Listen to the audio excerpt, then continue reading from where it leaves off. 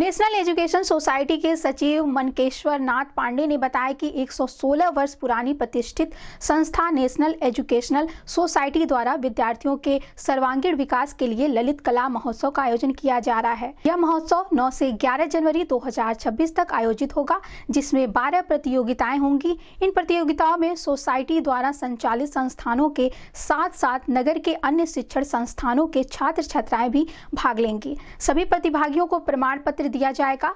महोत्सव का इतिहास 52 वर्ष पुराना है, जिसकी शुरुआत वर्ष 1973 में हुई थी।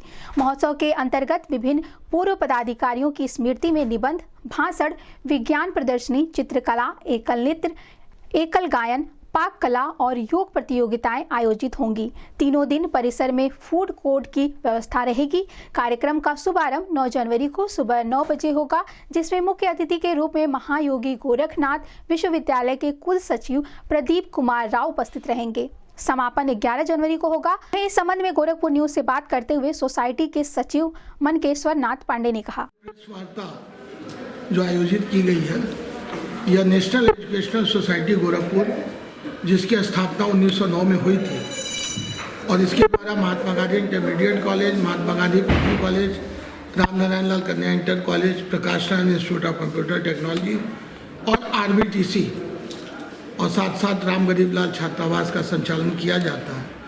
हम लोग प्रत्येक वर्ष ललित कला महोत्सव का आयोजन करते हैं दिसंबर जनवरी के महीने में। इस बार हम लोग जनवरी में आयोजित कर रहे हैं और यह आयोजन 9 जनवरी से 11 जनवरी तक आयोजित किया जा रहा है।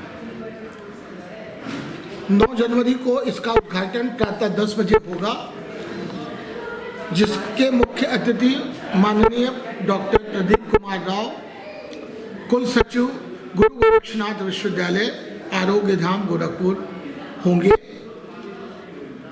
प्रतियोगिता 3 दिवसीय होगी। 9 से प्रारंभ होकर 11 तारीख को संपूर्ण होगी और 11 जनवरी को 3 बजे से पुरस्कार वितरण समारोह का आयोजन होगा।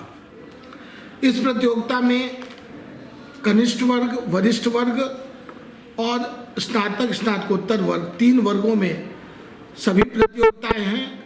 लेकिन चित्रकला प्रतियोगिता जो हम लोगों ने 1973 में प्रारंभ की थी, 53 वर्ष हो गए हैं, वह प्रतियोगिता शिशु वर्ग से लेकर स्नातकोत्तर वर्ग के लिए होगी और वो एक बड़ा ही दर्शनीय दृश्य रहता है जब छोटे बच्चों से लेकर और विश्वविद्यालय के छात्र एक साथ एक परिसर में अपनी पेंटिंग की प्रतिभा का प्रदर्शन करते हैं।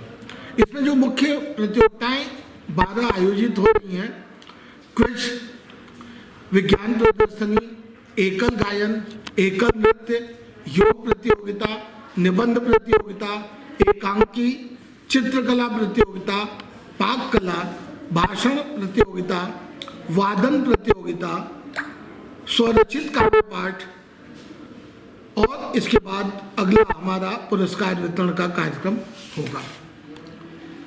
इन प्रतियोगिताओं के आयोजन का उद्देश्य सोसाइटी का ये रहा है कि हमारा अपने स्थापना काल से ये मानना है कि हमें किताबी ज्ञान के साथ साथ बच्चों के अंदर जो एक नैसर्गिक क्षमता होती है, रचनात्मक क्षमता होती है, उसके लिए भी मंच उपलब्ध कराया जाए और इसी बात को ध्यान में रखकर यह प्रतियोगिता आयोजित हो रही है।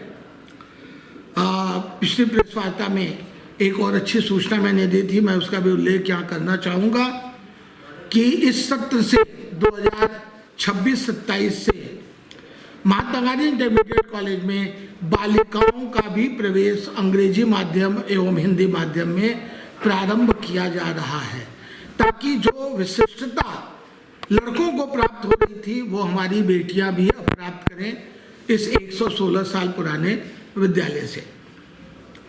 और ये जो प्रतियोगिताएं हमारी होंगी वो मंडल स्तर पर होंगी।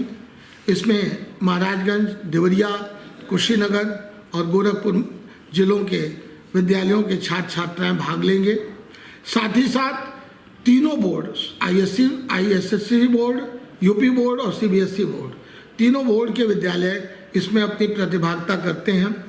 इसमें फूड कोर्ट का भी आयोजन किया जा रहा है, ताकि 3 दिन में बच्चों को, अभिभावक को कुछ भी जलपान या इसकी आवश्यकता हो तो वह फूड कोर्ट में बहुत ही न्यूनतम शुल्क पर अब जलपान कर सकते हैं।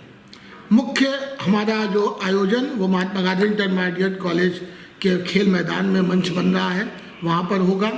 और बाकी प्रतियोगिताएं जो कक्षों में होनी है वो रामनारायण लाल कन्या इंटर कॉलेज, पीजी कॉलेज और महात्मा गांधी इंटरमीडिएट कॉलेज में आयोजित होंगी। सर, समापन में कौन आएंगे? पुरस्कार वितरण समापन के लिए हम लोगों ने प्रोफेसर जेपी सैनी साहब जो मदन मोहन मालवीय टेक्निकल यूनिवर्सिटी के वाइस चांसलर हैं, उनकी स्वीकृति प्राप्त की थी। लेकिन आप सभी अवगत हैं कि अब उनका लखनऊ विश्वविद्यालय में कुलपति के पद पर चयन हो गया है। तो उन्होंने ये कहा है कि अगर ज्वाइनिंग तब तक नहीं होती है तो मैं अवश्य इस प्रतियोगिता में अपनी सहभागिता दूंगा और बच्चों को आशीर्वाद दूंगा।